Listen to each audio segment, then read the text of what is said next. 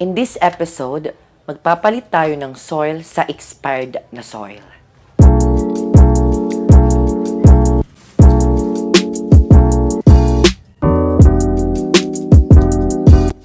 Hello mga ka-jungle! Welcome back again to my YouTube channel. Welcome to Mark of the Jungle Plants. And if you are new here, don't forget to subscribe and click the notification bell below to update my new videos here in Mark of the Jungle Plants. In this episode, magtatanim tayo o di kaya magre-repot tayo ng ating mga halaman sa nag-expired na soil. What I mean, papalitan na natin yung ating mga matatagal na nating halaman dahil wala ng nutrients ang kanilang soil. Kasi, kumbaga, nag-expired na. Sa pagpapalit ng soil ng ating mga halaman ay isang mainam na pampa-rejuvenate na ating mga halaman dahil nakakakuha sila ng bagong nutrients galing sa bagong soil. Repotting does not necessarily mean changing plant's current planter, but rather changing its soil or potting mix. Fresh soil means new nutrients. This is a great news if you love your current planter. If you see one or combination of this sign, you will know it's time to repot. Roots are growing through the drainage hole at the bottom of the planter. And also, plant is extremely top-heavy and falls over easily. So, ito yung mga ka-jungle, yung first step is remove plant from current pot. Turn your new plant sideways, hold it gently by the stem or leaves, and tap the bottom of its current pot until the plant slide out. You might need to give it a bit of help with a couple gentle tugs and base of the stem. Loosen the plant roots gently with your hand. You can prune of any thread-like roots that are extremely long. Dahan-dahan lang sa pagkuha ng roots. As you can see mga ka-jungle, the roots are very equal distributed and meron na talaga siya, kailangan na talaga siyang i-repot.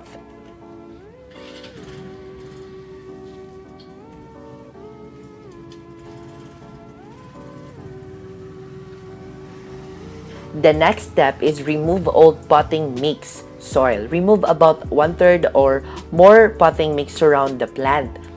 As it grows, your plant removes some of the nutrients and its current mix. So you want to give its fresh mix if you're repotting anyway. So as you can see mga ka-jungle, healthy ang plant natin at napakaganda talaga ng croton. So we need to cut the leaves and also cut the roots kasi sometimes yung nasa ibaba na roots ay para mag-rejuvenate ang yung yung plants natin.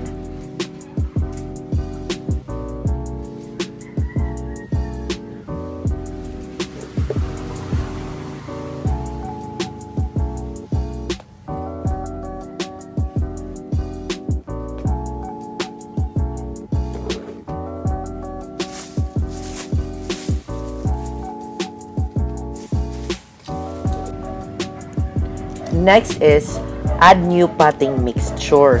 This is the 5-in-1 mix of soil. Pour a layer of a fresh potting soil into a new planter and pack it down, removing any air pockets. If your new planter doesn't have a drainage hole, layer the bottom with a lava rock or a similar rock gravel. So, we need to put all the sand sa gilid ng ng plants. Ito yung pagtatanim talaga.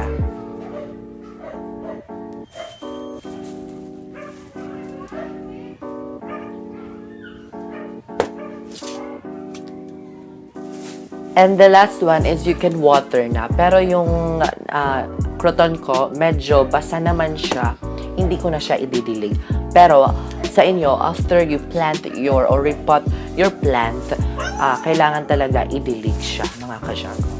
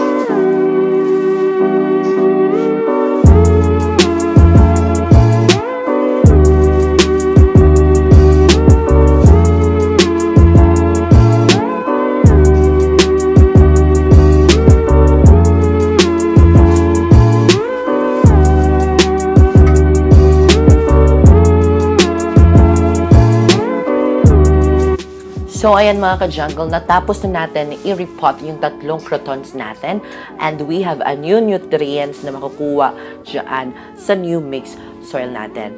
And that's all mga ka-jungle, and don't forget to subscribe and like and comment down below. And if you do, you can share this to your friends, to your plantita, plantito, friends, and also thank you for everything, and I will see you next vlog because more plant, less stress.